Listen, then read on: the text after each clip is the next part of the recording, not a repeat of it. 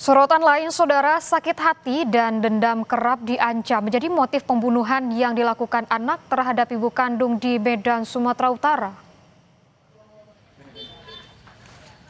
Polisi menyebut pembunuhan dipicu oleh perlakuan korban yang kerap melakukan kekerasan dan ancaman terhadap anggota keluarganya.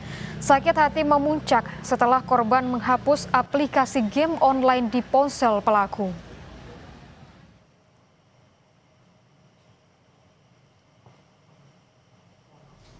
Melihat kekerasan yang dilakukan korban terhadap kakak, adik, dan bapaknya yang diancam menggunakan pisau.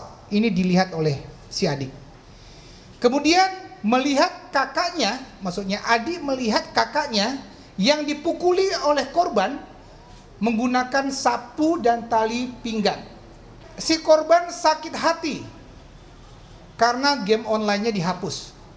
Korban melihat game Murder Mystery pada season Kills Others menggunakan pisau. Dan menonton serial anime DC pada saat adegan pembunuhan menggunakan pisau.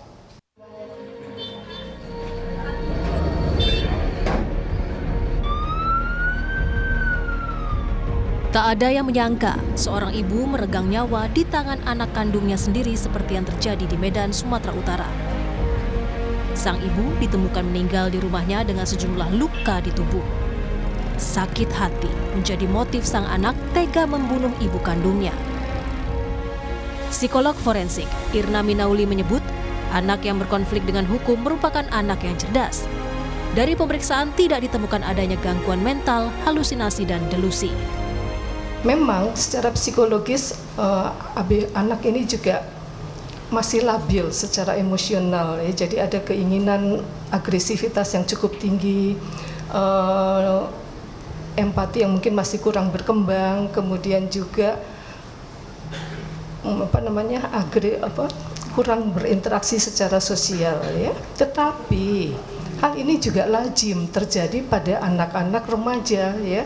Anak remaja mana yang nggak keras kepala, anak remaja mana yang nggak pemarah misalnya. Jadi ini overlap antara kecenderungan conduct disordernya dengan fase perkembangan remaja yang dia alami gitu ya.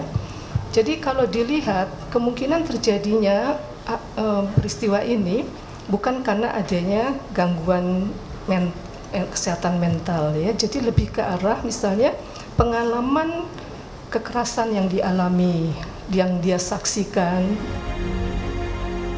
Dinas Pemberdayaan Perempuan, Perlindungan Anak dan Keluarga Berencana Sumatera Utara menyebut akan mendampingi anak yang berkonflik dengan hukum, mulai dari menjalani proses hukum hingga di persidangan.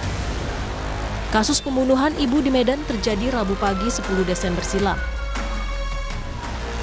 Korban ditemukan dalam kondisi penuh luka di kamarnya di lantai 1 rumah pukul 5 pagi oleh anak pertamanya.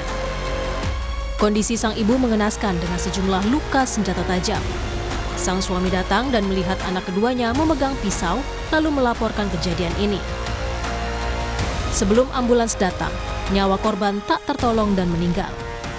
Korban dievakuasi ke Rumah Sakit Bayangkara Medan untuk diotopsi. Tim Liputan, Kompas TV.